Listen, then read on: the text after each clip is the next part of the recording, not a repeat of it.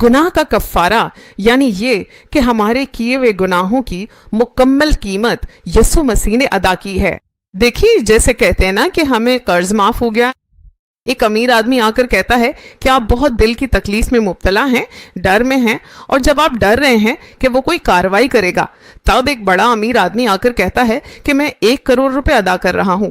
तो ये कितनी बड़ी रिहाई है ना। आपको कितनी खुशी होगी, नाकाबिले बयां खुशी होगी। अरे वाह, उसने मेरे सारे कर्जे चुका दिए हैं। उसी को कर्ज माफी कहते। उसे अंग्रेजी में प्रोपिसिएशन कहते हैं, यानी गुनाह के बदले मुकम्मल कफारा। आपके गुनाहों की मुकम्मल अदायगी सलीब पर अदा की गई, यानी हमारी जगह यसु मसीह ने सलीब पर मौत कबूल की। यानी अगर गुनाह की मजदूरी मौत है, तो जो काम हमें करना था, जो कीमत हमें अदा करनी थी, वो यसु मसीह ने सलीब पर अदा कर दी।